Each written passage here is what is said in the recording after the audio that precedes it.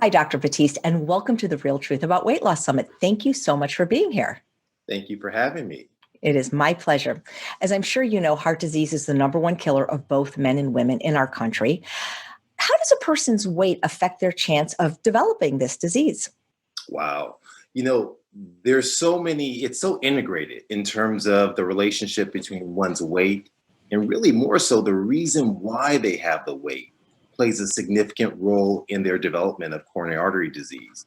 So it's not just the weight itself, but the way their reasons, the steps that that's led to that point there. It could be stress, it could be their dietary habits, it could be their insomnia, it could be their lack of activity. There's so many different ways, but in general, when you have excess weight, especially when it's internal around your organs, then you have this metabolically active milieu that's there, this environment that tends to promote atherosclerosis or coronary disease. It promotes diabetes. It promotes vascular disease in general, is what we know. Wow. Well, what dietary style do you recommend to your patients with heart disease? And is that similar to a dietary style that you would recommend to patients that are trying to lose weight? Absolutely. I don't believe that there is a disconnect between one nutritional plan for weight loss and for heart protection, for diabetes protection, for cancer proofing oneself, and that revolves around a plant-based diet. So whether or not one characterizes plant-based as plant predominant, but the more plants you get into your dietary regimen, the better off you are in terms of, number one, losing weight. We look at calorie density in terms of that. Number two, in terms of cardiovascular protection, whether or not it's dietary nitrates, whether or not it's the other phytonutrients that help protect and reduce the cholesterol burden and the impact on the atherosclerosis. Wow. Dr. Kim Williams once said that there's only two kinds of cardiologists, vegan and ones that haven't read the data. How do you feel about that? Why don't more of your colleagues understand this? They just don't know. They haven't been educated. And what's interesting is I just literally had this conversation with one of my interventional colleagues. And so what's interesting is I told them, I said, when I'm giving talks, people oftentimes will ask me, they'll say, hey, how have your colleagues been receptive of this?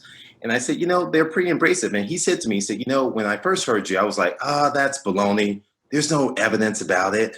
He said, but as I listen to you talk more and more about various things, he goes, I realize that there is evidence. He said, I realize it makes sense. It makes sense that this is the right thing. It's hard. He said, I'm trying to myself, but it's not an easy thing to do.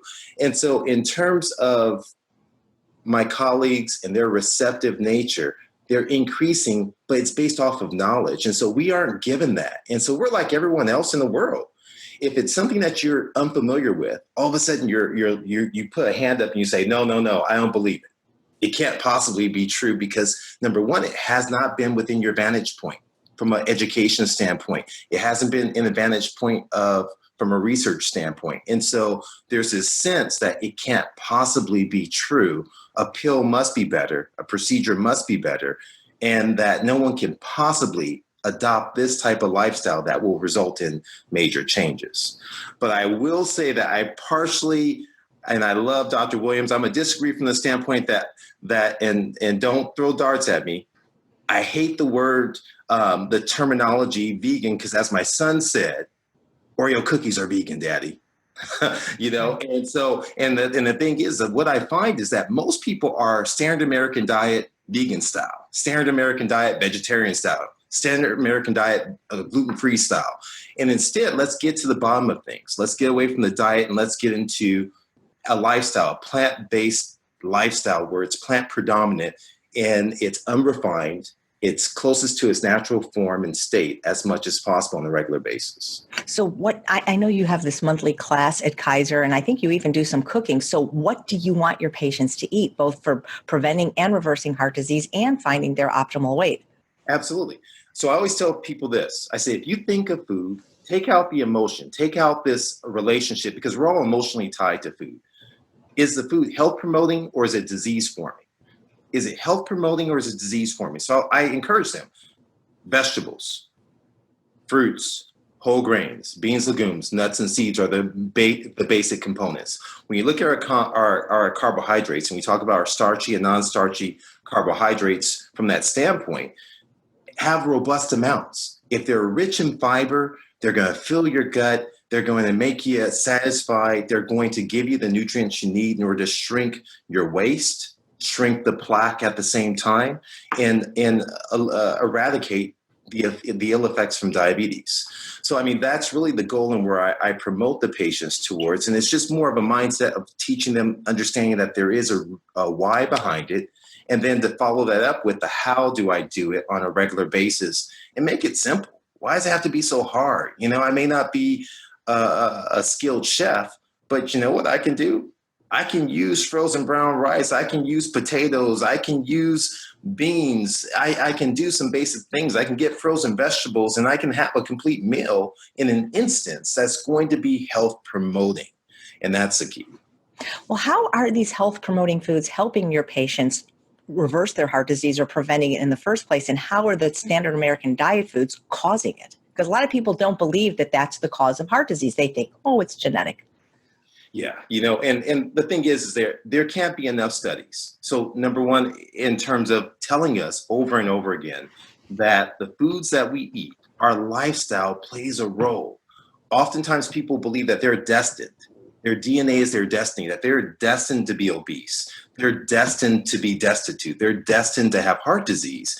And study after study is continually telling us that our DNA is not our destiny, that when people make dramatic lifestyle changes revolving around increasing the amounts of health promoting foods, being active, loving instead of hating, giving gratitude instead of being selfish, that these things play a role in our epigenetics and begin to transform our body from the inside out. When we look at the dietary fiber that's there, we know that the fact that what happens from a cancer promoting standpoint of the anti-angiogenic effects of these foods that can reduce this blood flow into cancer promoting cells to offset it. We know that same factor occurs with fat cells that they need in order to kind of grow and be nourished. So these foods that are promoting all of these root foods, all of the green leafy foods, all these foods and substances are powerful in that regards. That same process of this, what's called angiogenesis, that this growth of blood vessels also destabilizes the plaquing inside the blood vessels. That means it makes the blood vessels more prone to cracking with that area stenosis and leading to a heart attack. So when those areas can become stabilized, then now one is less likely to have heart attacks. And so the same process that impacts the weight loss, the same process that helps reduce cancer, that same process that helps reduce the burden of heart attacks is powerful in terms of that. Well, how common is heart disease, and do you see it increasing in your practice? So 1 in 3, what we know is recent studies have told us that it's happening more and more inside the younger adults. So in general, we're finding that patients are doing better with heart disease. And whether or not that's because we're putting medications inside the water and we're pouring it out, whether or not it's because there's more awareness, whether or not it's because of technology, it's hard to say. But one thing we know, there's an uptick, especially in women. Between the ages of 40 to 60, or rather 30 to 60, we're seeing an increase in the young middle-aged individuals. So whether or not that combination is from stress, whether or not that combination is nutrition, which I believe, both things we're seeing. We're seeing that in certain communities, African-American communities, Hispanic communities, that despite the fact that we're seeing improvements in heart disease, their rate of improving is at a much slower degree, and that there still is a heightened amount of health disparities in women and in minorities is what we're seeing tremendously. That extends into weight. Obesity burden is high, diabetes burden is high, and heart disease burden is very high. What can we do to help this health disparity? And is you think it's because fast food is so cheap that it contributes to this? I do. When we look, it's a great book out there. I don't know if you've actually read this book. It's called Supersizing Urban America. Tremendous book. And this goes into depth, looking behind the scenes and peeling back the curtain as to why there is this inherent amount of fast food, processed food inside of urban communities. How these areas, from a business standpoint, that they have a higher profit margin, that they're more inclined perhaps to get small business association loans. Then you look at the complexity of how the government subsidizes certain foods that lead to the increased intake of processed foods inside of these urban communities, that now you have brand recognition. That means growing up, people, they recognize all of these fast food vendors as a means and way in which they can get for $1 3 burgers, 3 French fries, as much as they want, that we're feeding America in the wrong way. We're feeding, inflaming the fires of disease, and we're wondering why this is happening in certain communities. I mean, one thing you may not even, I don't know if you've ever spoken about this. I grew up in the inner city. I grew up in Compton.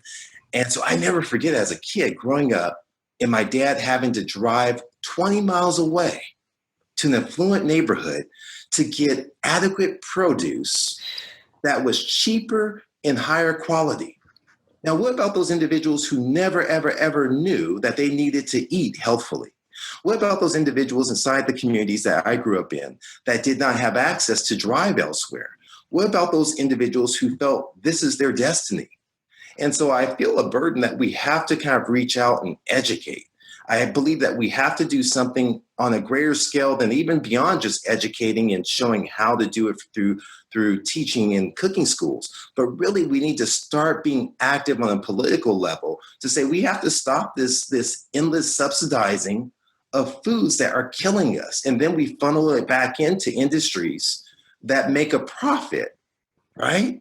The profit under the name of medical wellness in order to allegedly cure people. And we have Americans who believe that the more that my doctor does for me in terms of testing, the better off that I am. When the reality of it is I get my energy now no longer from just putting stents in, right? Or from giving pills. I get my energy and I get this sense of deep satisfaction when the patient says to me, "Man, doc, you changed my life. I did what you told me to do, and I changed my diet." I gave a talk recently at actually a medical device company. And one person came up to me afterwards and said, "Last year when you came, you gave this talk, I changed. I went plant-based, got off the meds." And I told them, I said, a shocking occurrence ceases to become shocking when it occurs daily. I say, I'm no longer shocked by your outcomes because that's expected. That's norm. I expect this. But it makes me feel good that you embraced it and you're willing to kind of undertake that.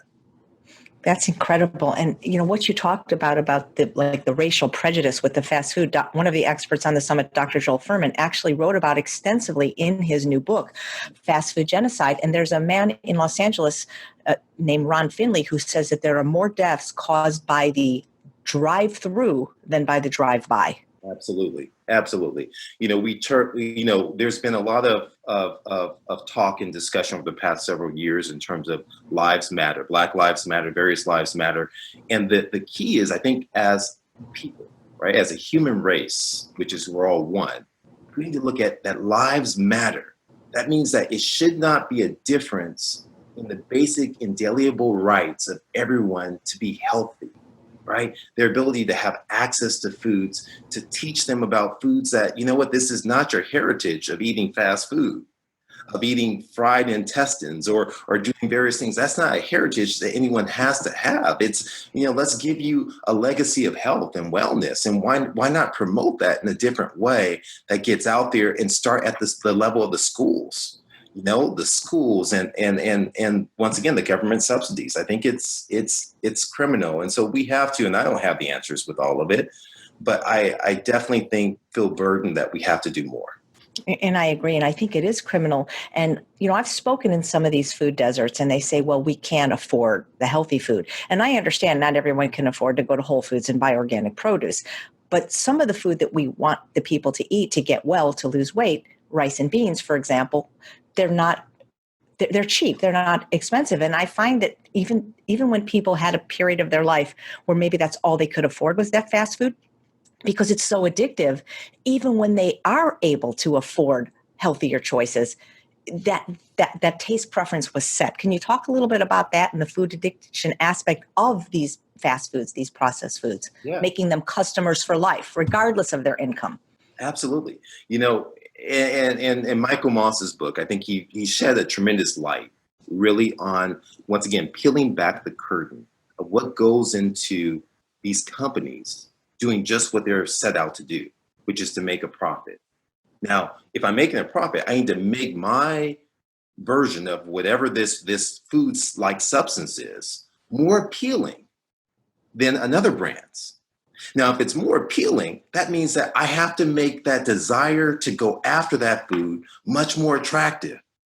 And so looking at the fat, the salt, the sugar in order to combine this. And when you look at neurochemical studies that have been done, showing as far as the level of impact of addiction that happens on par with what we know are addictive substances and illicit drugs in the same level, rat studies and mice studies that have been done showing going back and forth to sugar and this level of addiction. I mean, you think of it, right? As a parent or as any person, what do parents do when their kids are fussing and fighting in the back of the car? Or they're somewhere you want them to be quiet. You give them a piece of candy. You throw back there a granola bar that basically is almost as bad as a candy bar. And just to get them to be quiet. In some cases, they give them these things just in order to go ahead and do a circumcision. They dip it in sugar and various things in order to calm them down. It's a sense of control. So when these foods act as it's the manipulation of nutrition for profit and for power is what ends up happening in these instances. And it's a matter of control when I walk through a grocery store and I can't stop myself from grabbing something that's strategically placed when it has me captive while I'm waiting in line. That's a problem. There's a whole psychology to it as they infuse the air with brownies or smelling cookies and things to get your memory going and get those taste buds going. And then they bombard you as you walk in the store. They bombard you as you're waiting in the line that's there from this level of addiction that's been shown on multiple fronts. And I remember as a med student kind of sitting there, and I remember hearing someone say, "Oh, I'm addicted to chocolate." I remember rolling my eyes and saying, "Well, where is that inside DMS4?" Which is what at that time. I said, I have never heard of that. And that was the arrogance of myself and many other individuals I know like that, because this was not taught. That yes, indeed, there is a level of addictiveness in terms of these foods. So it's powerful. Yesterday was a direct reference to it. Many people, instead of having that soul gift and state of gratitude, engorge themselves in foods that are killing themselves, that they couldn't somehow stop, even though they said, "I'm full." They kept eating it over and over and over again. And that's the thing, these energy dense foods that are neurochemically addictive. Yeah, it's wow. So we know that sugar, fat, and salt are addictive, but what role do you think they play in people developing heart disease and extra weight? Yeah, yeah. No, absolutely. So I think number one, from the weight, it's fairly simple. I mean, we know from calorie density standpoint alone, we know that. We know that there is a relationship to a lot of the foods that are fried and the development of what's called advanced glycated end products that will then promote further as far as the combination of coronary disease, this Maillard reaction. We know where you get that browning that happens on the inside of arteries, same as on the grilling of meats and various substances like that. We know that promotes diabetes. We know that promotes oxidative stress, which further increases the risk of coronary disease and damages that endothelium. So these substances that promote oxidative stress, whether or not it's in terms of grilling the meats where you have the fats and you have the oils, the fats and the oils that are there, whether or not it's from the standpoint of having these refined sugars that now cause the insulin to spike immediately as soon as it enters your system. And then now, all of a sudden, now the insulin is trying to scurry to uptake it into the fat cells, which are already filled in full at that point in time. So now it goes through the liver and then converts as far as the blood vessels to sludge and causes further restriction as it's causing damage on blood vessels there continually. And so this vicious process that's there. Now we add the salt in, which is increasing the amount of volume that's there as it's pulling in volume into the blood vessels, increasing risk for that blood pressure. As that blood pressure then increases, we know the stress on the heart that occurs that's there. And so this vicious cycle of fat, salt, sugar is indeed all interrelated and intertwined as far as in weight gain, as well as in cardiovascular events. So that's the biggest problem as I see when it comes to these things, is that these foods end up acting like a form of stress on our body. It is taxing to our bodies. Not strong enough data, but there are some small esoteric studies that kind of suggested that maybe some of these foods increase the salivary cortisol level. When they increase the salivary cortisol level, that too as well is increasing that same sort of process that now once again causes blood pressure to elevate, that causes the blood sugar to elevate. And so this perpetual cycle that's there, our health is related to our resiliency over our stress. And as our stress increases, our health decreases, and our foods we eat tie directly into that stress that lead to the weight gain and lead to chronic disease burden. The salivary cortisol level, that's the first time I've heard that. That's fascinating.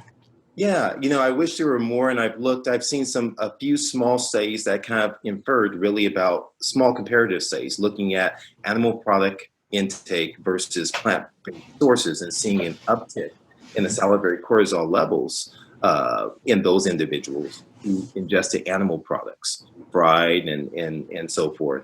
And the salivary cortisol levels actually declined in patients who ate a plant-predominant diet. Likewise, we know that the increased cortisol levels from the urine that were excreted are directly related to increased cardiovascular events. So it's a vicious cycle, and it's so complex, more than we even think about in terms of the impact on our health. You mentioned oxidative stress. Just in case somebody's not familiar with that term, what exactly is oxidative stress?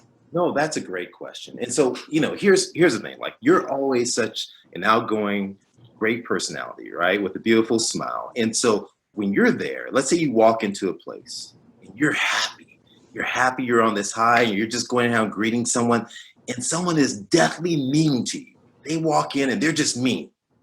Immediately, they might take away your joy in that instance. They snatch out your joy. Well, that mean person is like a free radical. They're attacking you as a healthy cell, and they want to steal your joy. They steal an electron that's there. These free radicals that are all floating around from food substances, from our environment. What happens with antioxidants is they step in and they act as a barrier, a protector, and they're going to sacrifice themselves for the good of the whole. And so these antioxidants, or someone steps in and they say, "You don't talk to Chef AJ like that." Right? You don't talk to her like that. She's a wonderful person. And all of a sudden you feel good. You get chills and you think to yourself, "Man, thank you so much. That's so wonderful." And you maintain your joy, and they take the attack for you. That's the same thing. When we eat foods that are rich in nutrients, we eat the berries and we are eating the vegetables. These are antioxidants that are free. These are free foods that we get that deliver into our bodies this rich source to fight off the fight off the free radicals that ravage the body. They promote damage to endothelium, and they promote the degradation or the destruction of cells that leads to diabetes, Alzheimer's disease, cancers. They lead to heart disease too as well. Wow. Is being overweight linked to oxidative stress? It is. What we find that there's an increased level of these same hormones, the C-reactive protein, which is a marker for inflammation of coronary disease. We see interleukin-6, another marker of inflammation inside the body, or another way of characterizing stress in the body, is elevated in patients who are obese.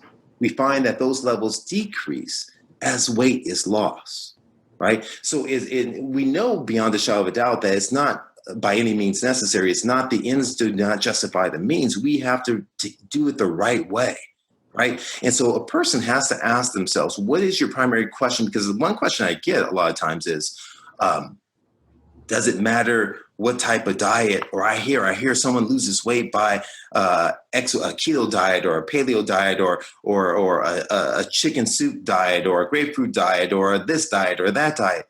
I always say, what's your question? If your question is how can I lose weight, you're right. You probably can lose weight any varying way.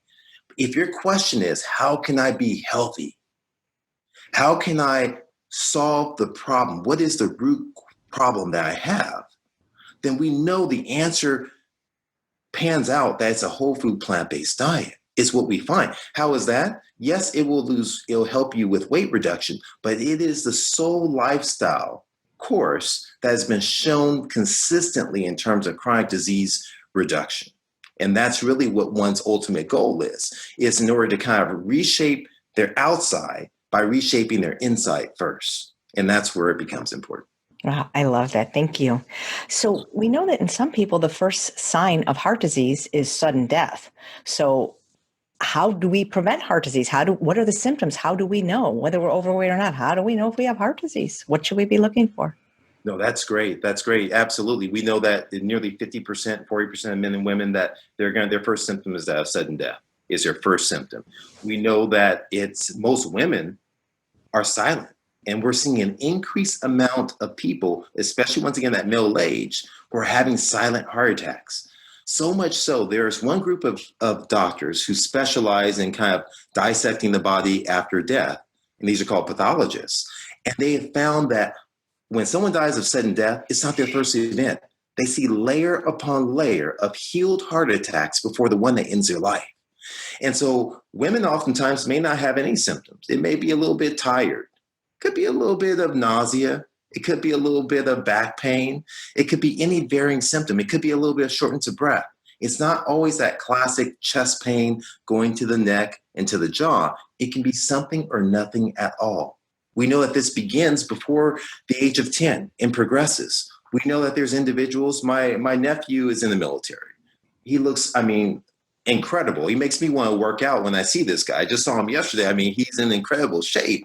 And when I look at this guy, this kid who's now in his early 20s, I know that individuals who've gone through basic military training, like my nephew, who look incredible in terms of shape, have been shown to have 80 and 90% blockages with no symptoms whatsoever.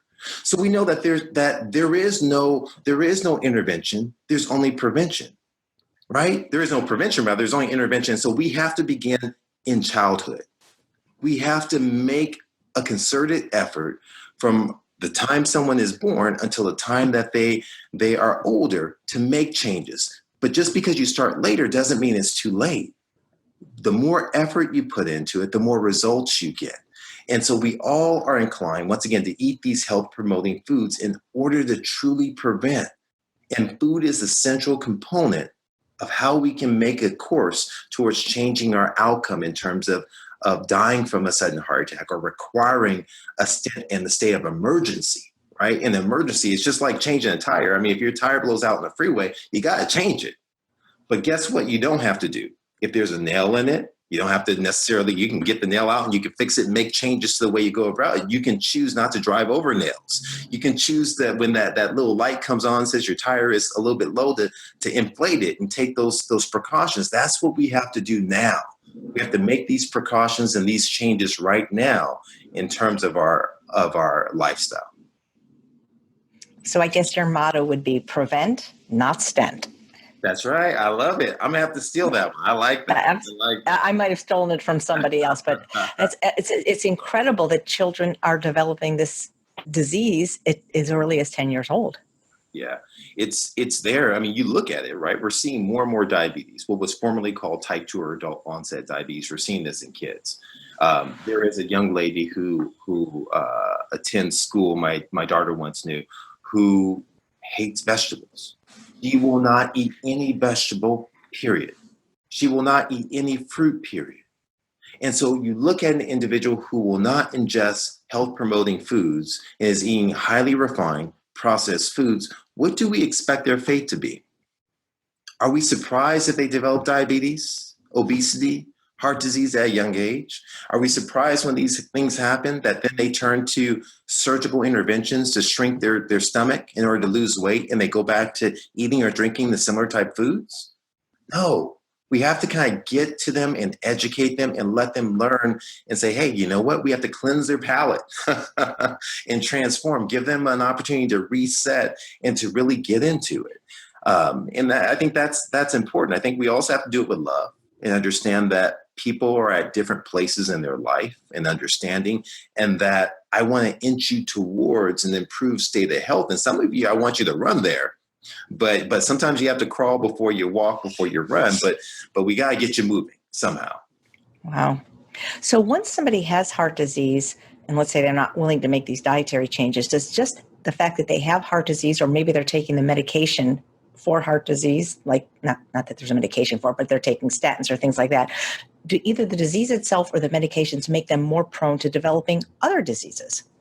Absolutely. So we know that once you've had a heart attack, or you have heart failure, or you've had some other deathly type of arrhythmia, you're inclined to have more.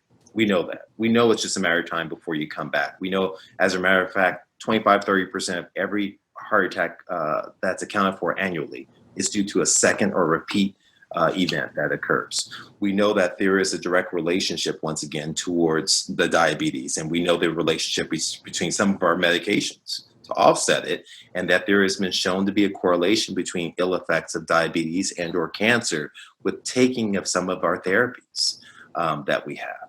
And so the thought process within the medical community is that, well, the risk versus benefit favors giving something versus nothing.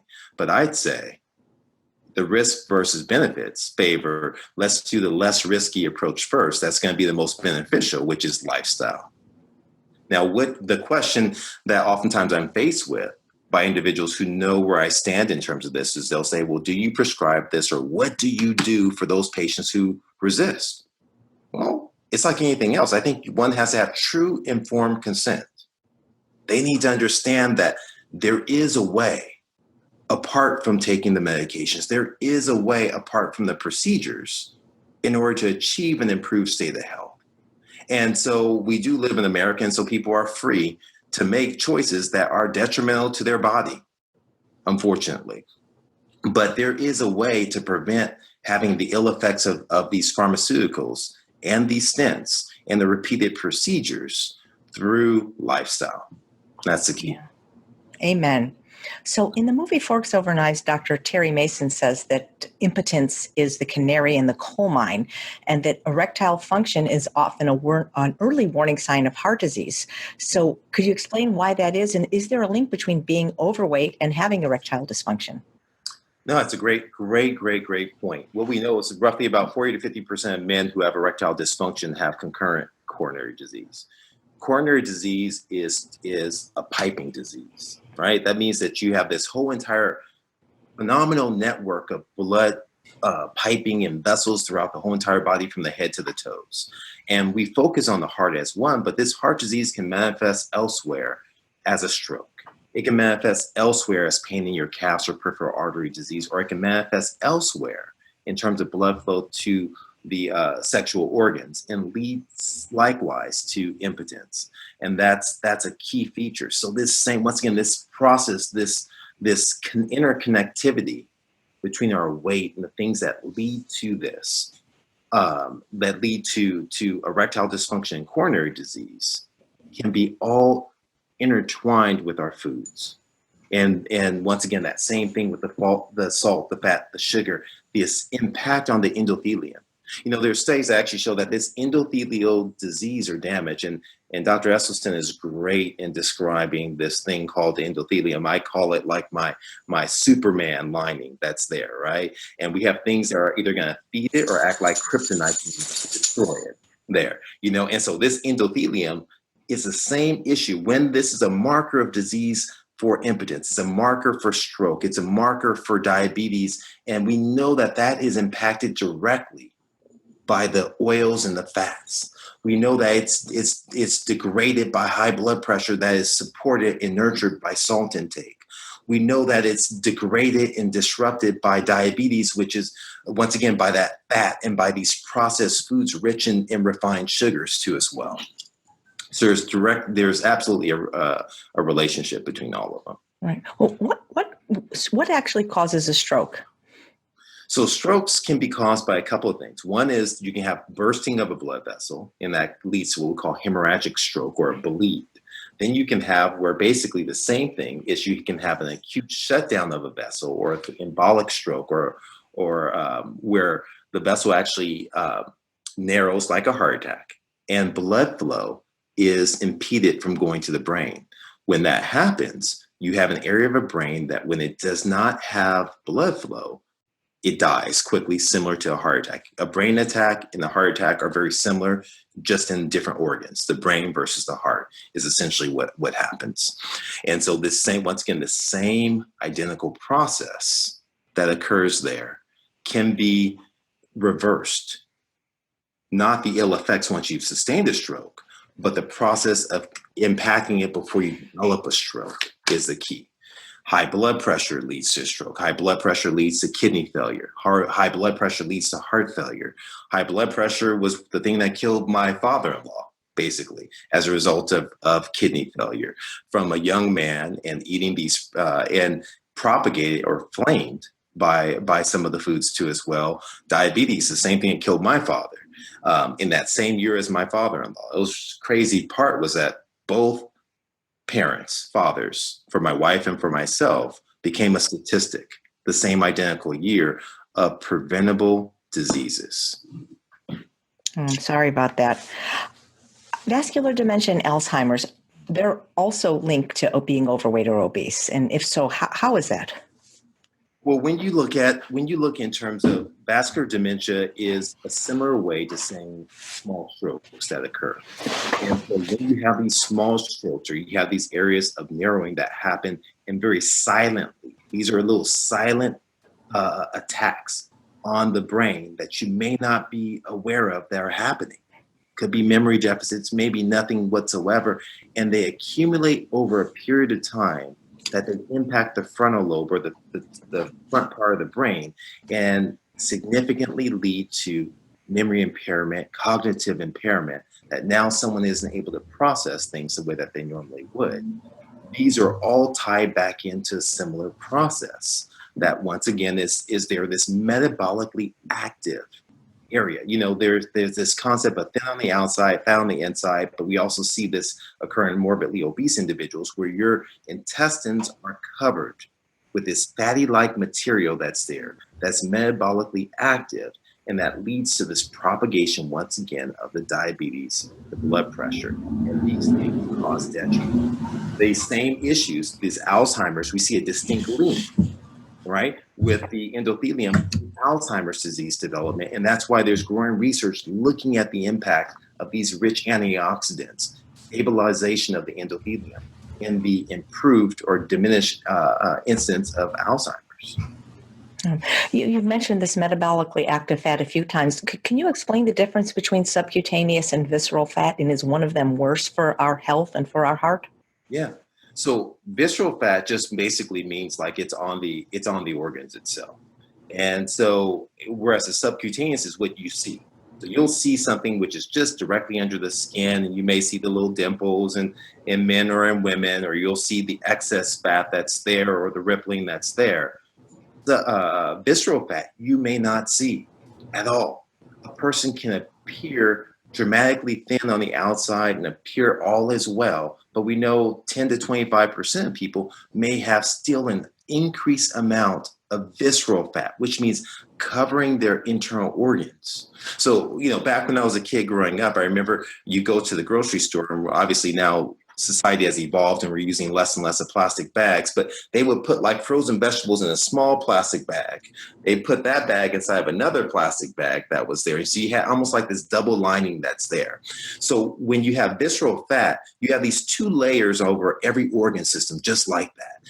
And that space between the plastic bags, the one is a potential space in the organs that can be filled with fat, or that can be filled with other substances, fluids, and so forth. And so this layering of fat that's there is one that is the one that is the visceral fat is the most harmful one.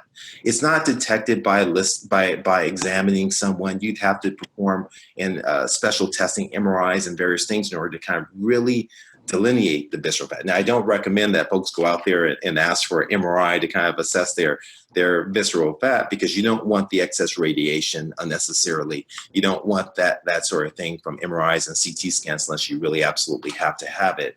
But the treatment for that, one of the best ways still is the same, everything ties back in to this global state of eating more plant-rich foods is the key that's there. That is indeed the key.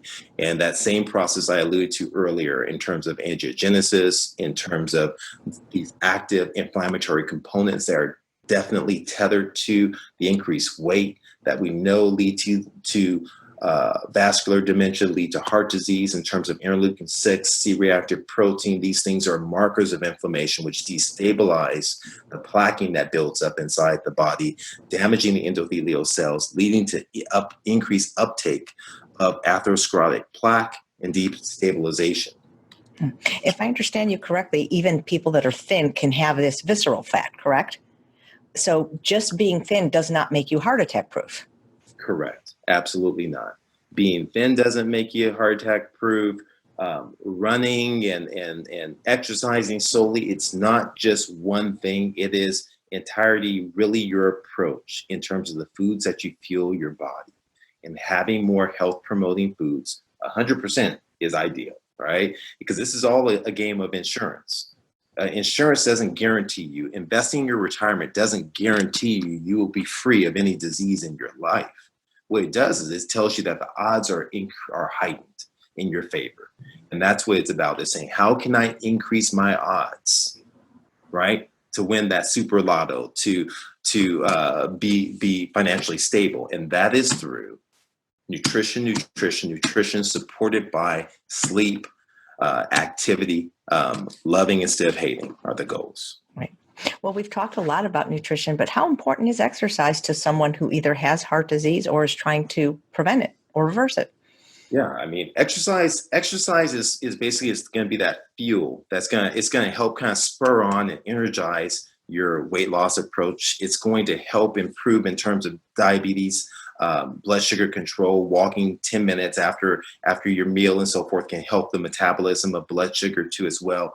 We know that the benefits in terms of blood pressure reduction, in terms of cardiovascular health by simply just walking 30 minutes plus a day. Now, I'm going to say something that's a bit heresy, is the fact that I don't care about exercise. I care about activity. Now, if we're inherently an inactive person, if we're on the desk, if we're sitting in the car, then guess what? You probably are going to have to exercise. But if you're a person where you walk to the grocery store, if you garden, you're outdoor gardening, if you're being active like that, if you choose to park further away and walk in, you're being active on a regular basis. And that is the key in order to heart and long-term health in general. We know the benefits with cancer. That's the incredible thing, is that we try and break things down in a reductionist fashion, but we know that everything is so intertwined. Our activity is intertwined with the chronic disease that kills the majority of Americans. Our nutrition is intertwined with chronic disease and development of diabetes, of these conditions. We know our sleep is intertwined with the ghrelin and the leptin and the neurohormonal cascade that occurs in terms of cortisol that promotes these things. And so all become important with, once again, that central piece being nutrition. Right. Well, we've talked about sugar, fat, and salt, but what about coffee and alcohol? Good for heart disease and weight loss, or less favorable? So, so my feeling in terms of, based on the evidence that I've reviewed, in terms of the strict literature, in terms of coffee, I find that coffee has not, in terms of the antioxidants, been problematic. I have a problem though with coffee, right? And I'll tell you, this is because of, from a pathophys standpoint, coffee is a stimulant. Coffee causes this neurohormonal cascade that propagates and emulates the stress hormone, the cortisol level. We know, so when that happens, we're, number one, causing the heart like to whip faster. We lose and we peak when we drink the coffee and that ingest that caffeine that makes us lose free water that makes us dehydrated. We walk around in a dehydrated state. We increase our beta adrenergic system, which causes the heart to beat faster, the blood vessels to contract, and diabetes to kind of spur on. Then we add to that the sugar and the fat on top of that. That makes it the perfect milieu for addiction that occurs there in that process. So I tend to recommend for patients not to. Now, when I look at hard data that tells me, okay, well, there's antioxidants inside of coffee, and so unrefined and small amounts are there.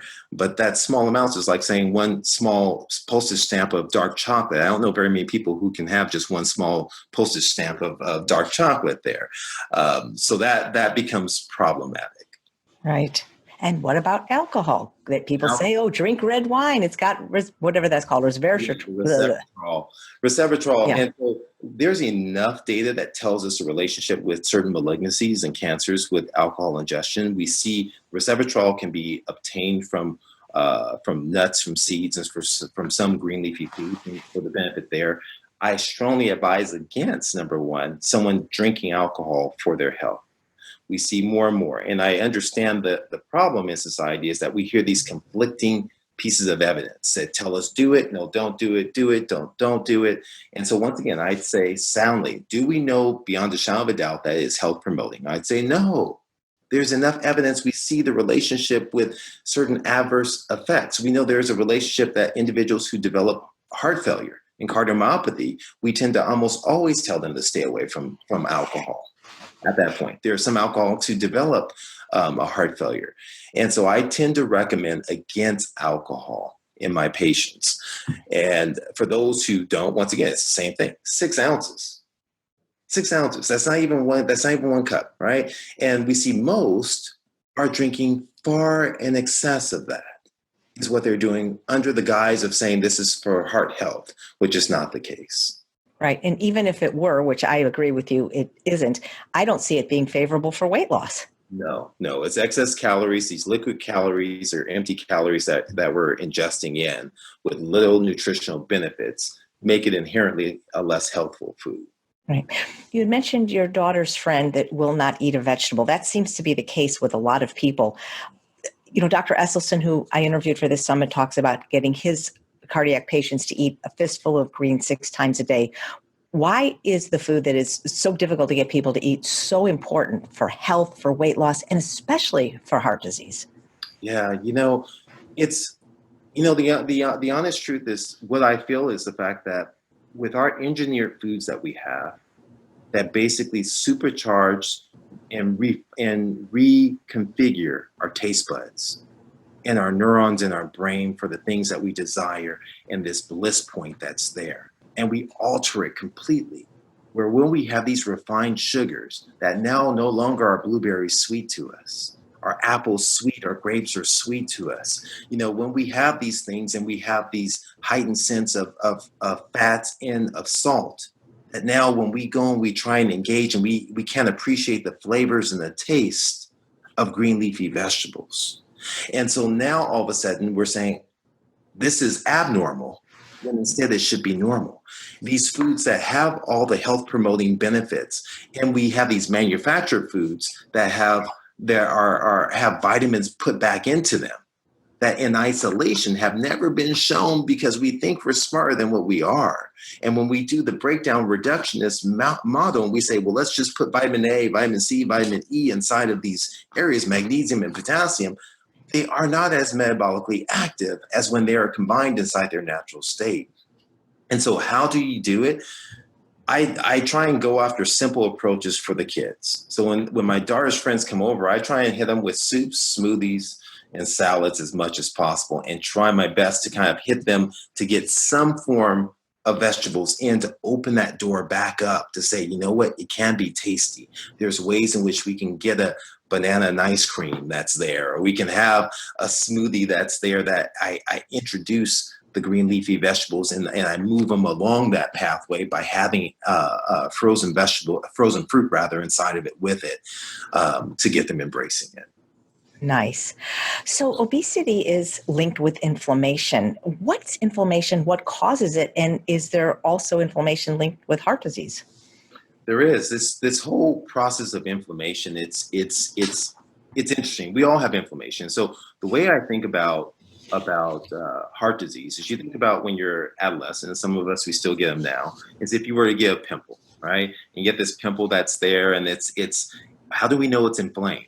Well, it becomes kind of red, a little bit tender, and we have this kind of like raised area that's almost like pus. It gives this white express content then when it's opened up. Well, the same thing happens, this inflammation, we call it, on the inside. Same thing in our elbows or our knees, if that swollen nature that's there is a body's response to injury that's there. And it's an excessive response that occurs, that mobilization of the body's resources in order to attack that area that's injured. Well, this injury occurs on the lining of vessels. And so we know that this injury, this metabolically active area, it goes in, it develops like a pimple like on the inside of the vessels that can express and open up and burst to lead to a heart attack. These markers, this transit is increased and heightened inside of obese states is what we know. We know that there's an increased inflammatory burden in this risk. And so we check markers, or markers can be checked. Once again, interleukin 6, tumor necrosis factor, C-reactive protein, which are typically reflective of heart-related atherosclerotic events. But these are all markers of inflammation. Wow. What's the link between stress and heart disease? That's a major one.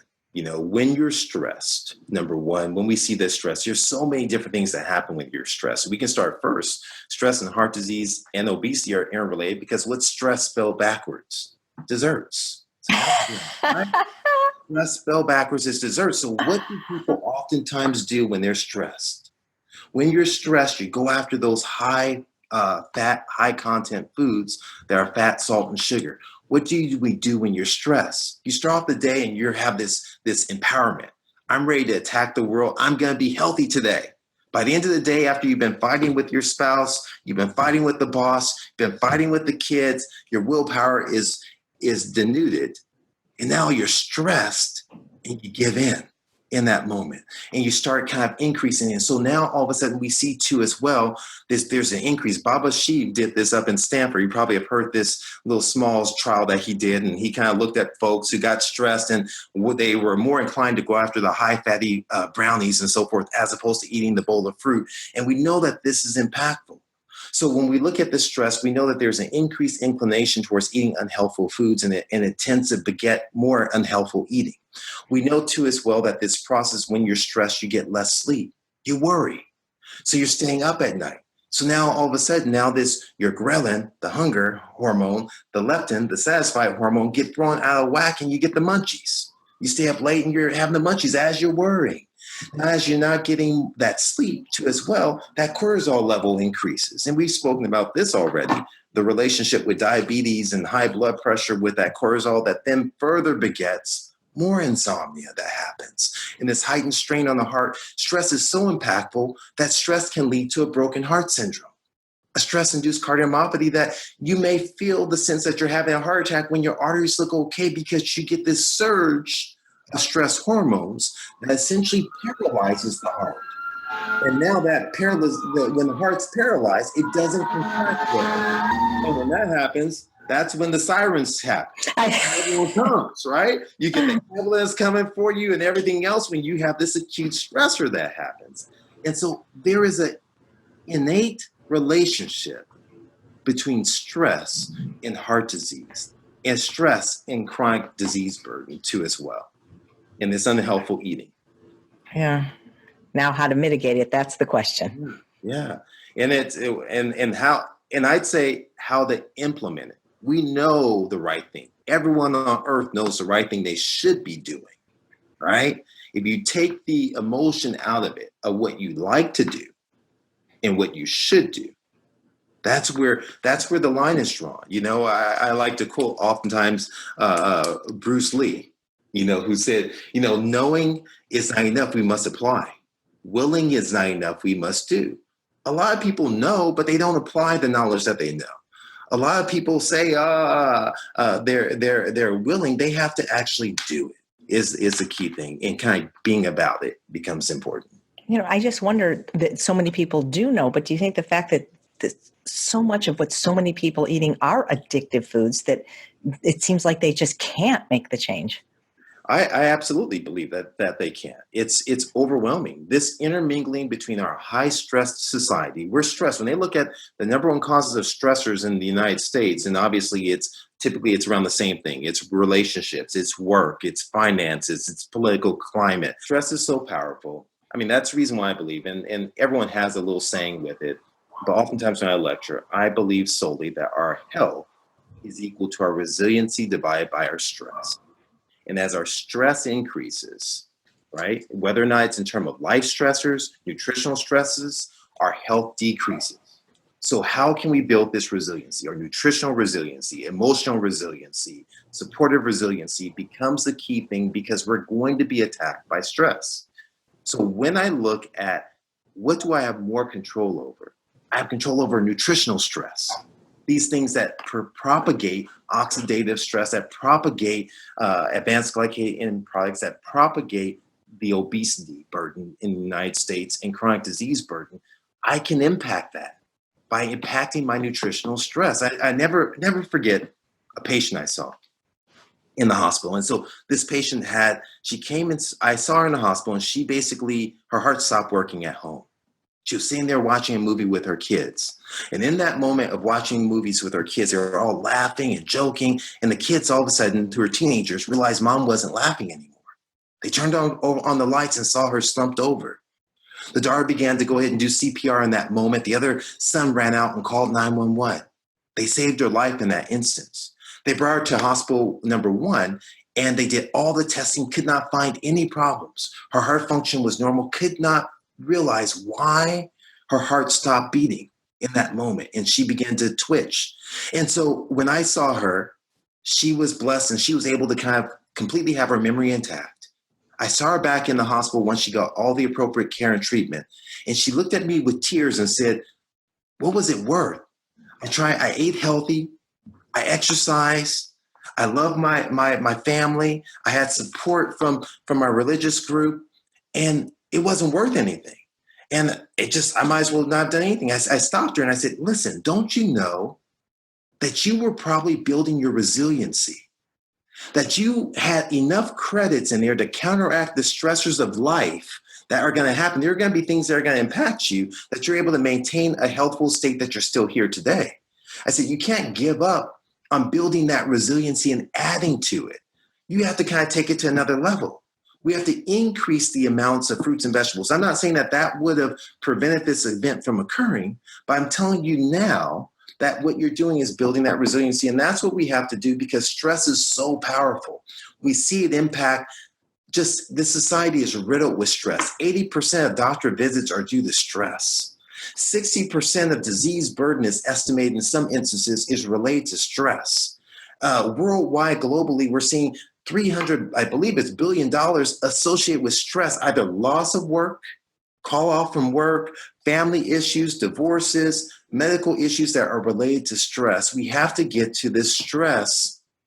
There's studies that have shown, did small studies looking at teachers who adopted a whole food plant-based diet and how they related their own stress, because stress is personal. And they found that once they adopted a whole food plant-based diet, when they were encouraged in a supportive group, they perceived less stress, that they actually enjoy their job much more. In that instance, we know that this stress state propagates disease. That if you perceive stress, you're more likely to have diabetes. If you perceive stress, you're more likely to have cancer. That's there. Stress is the mind is so powerful in terms of it. So this idea of supporting and decreasing stress, because then it propagates, are these detrimental habits that lead to obesity and chronic disease, and we don't identify it until it erupts and causes a major event with us. That was life-changing, what you just said. Health is resiliency divided by stress. I will always remember that. And the way that you recommend to eat, and all our experts, whole food, plant-based diet, that does make us more resilient. Absolutely. Wow. Amazing. What would you say to someone who's given up hope that they could ever lose weight? There's always hope. And there's no reason at all to give up hope because guess what? There's another day. Every day is a new day. Every moment is a new moment. And I think part of the problem is that we always we have to forget about what the hell moment. We need to avoid the what the hell moment. And people oftentimes, if they have one slip up and they taste something, oh, what the hell? I'm just going to wait until next week to start. Oh, I tasted this. Oh, I'm going to wait till January to start. Avoid that moment, embrace it, and move on and say, you know what? I'm not perfect, but I'm going to be better next minute than I was last minute. I'm going to be better tomorrow than I was yesterday. And that you have to say, what am I doing to promote where I want to go? When I was in training, I had one wonderful attending mentor, this lady. She was 6 feet tall, wonderful. And she said, listen, you need to always know that your plan should match your impression. If your impression is someone has a broken bone, you should put it in a cast. If your impression is the person has X, your plan should match that. So if my impression is, I want to have an improved state of health. My impression is, I want to lose weight. My plan daily should be what? I'm eating health promoting foods. I'm eating foods that are going to promote weight loss. I'm going to surround myself with people who are like-minded is what I'm going to do on a daily basis. My plan has to match my impression. And you set each day out thinking, not giving up hope because of a failure. Failure is only a failure if you repeat yourself. Failures are okay, right? You got to move on from it and embrace it, own it, and realize, how can I learn from this moment and improve? I'm taking notes because I'm just blown away. Failure is only a failure if you repeat yourself. So stop doing it. That's amazing. So what's the most inspiring transformation you've ever witnessed in one of your patients, either in terms of health or weight loss or both? Yeah, there's so many nowadays. I think my story du jour is really of a patient who stumbled in seeing me and had horrific chest pain. Couldn't walk 100 feet without chest pain. I brought him in, did an angiogram on him, and found he had horrific disease. We talked about the options. What do you want to do? Do you want the traditional? Do you want to go in with me on life changing? He opted for life changing approach in terms of his therapy. And we did that. When we implemented that, within a span of 6 weeks, he became chest pain free. He was golfing 18 holes and walking. I saw him back a year and a half later, and his biggest complaint was that of plantar fasciitis. And these things to me are life changing when I see that. When I see people who've dropped weight and they improve and they come and they tell me about how they've gotten off their medications, it's empowering. It spurs me on. Chef AJ, I think the one thing that I feel, we have a lot of incredible providers out there and authors and leaders in this field. And myself as an individual practitioner, what I found with myself is that I'm a fisher, although I don't eat fish and I don't believe in fish so far, but I'm searching, I'm casting a net. With every group of patient I see, I don't have folks seeking me out just solely because they believe that this is the way they need to go. I'm actually trying to convince them. Every patient's an elevator speech to me. Every patient, I have one moment, one shot at trying to change their life, to get them to buy in the fact that the power is within their reach. It's within their fork. It's within their plate. It's in their decision-making process. And so I'm empowered by every person who bites, right? I may not capture them completely, but if they bite, I'm empowered by that. And I realize that, you know what? There's so much more work to be done. There's 320 million people in the United States, roughly. Even if 10% know about this emphatically, 32 million, that means there's roughly 288 million people who don't know that there's a better way, that they don't have to, their DNA is not their destiny, and that they can change their outcome. And really, that's not just their outcome. It's the outcome of their family and their family's family, because it changes it. It's exponential through epigenetics. I'm just picking up so many pearls from this, Dr. Batiste. Our DNA is not our destiny. So what is the real truth about weight loss? The The real truth about weight loss is that it's no secret. It's simple. It's basic. It's not costly. It's not sexy. It's just simply eating foods, real foods, unprocessed foods in their natural state. That's really all what it's about, right? Globally around the world, people think in terms of I want to be rich. I want to be like an American. I want to eat like Americans. But if we say, you know what? I want to eat like I'm poor. I'll eat like a pauper, live like I'm rich, right? I want to eat like I'm a pauper so I can live like I'm rich. They're going to be successful. And that's really going to be one of the main goals. That's what I say the real truth about weight loss. Eat like a pauper, live like you're rich. Don't die with heart disease, strokes, cancer, and Alzheimer's. Beautifully said. Thank you so much, Dr. Batiste. Thank you. It's good talking with you.